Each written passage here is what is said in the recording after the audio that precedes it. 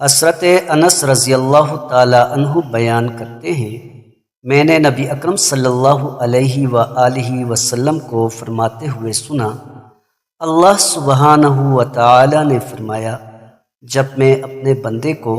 اس کی دو چیزوں یعنی دونوں آنکھوں سے محروم کر کے آزماتا ہوں اور وہ اس پر صبر کرتا ہے تو میں ان کے عوض اسے جنت عطا کرتا ہوں۔ مشکوٰۃ المصابیح حدیث نمبر 1549۔ حضرت علی ابن ابی طالب رضی اللہ تعالی عنہ بیان کرتے ہیں، میں نے رسول اللہ صلی اللہ علیہ وآلہ وسلم کو فرماتے ہوئے سنا، جو مسلمان کسی مسلمان کی صبح کے وقت عیادت کرتا ہے تو شام ہونے تک 70,000 فرشتے اس پر رحمتیں بیچتے رہتے ہیں، اور اگر وہ شام کے وقت اس کی عیادت کرتا ہے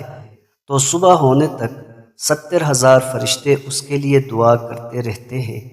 اور اس کے لیے جنت میں ایک باغ تیار کر دیا جاتا ہے۔ مشکوٰۃ المصابیح حدیث نمبر 1550۔ حضرت اسامہ بن زید رضی اللہ تعالی عنہ بیان کرتے ہیں،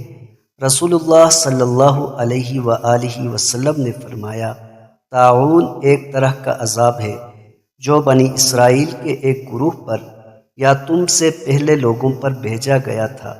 جب تم کسی ملک میں اس کے پھیل جانے کے متعلق سنو تو تم اس ملک کی طرف پیش قدمی نہ کرو، اور جب کسی سرزمین پر پھیل جائے اور تم وہاں موجود ہو تو پھر وہاں سے راہ فرار اختیار نہ کرو۔ مشکوٰۃ المصابیح حدیث نمبر 1548۔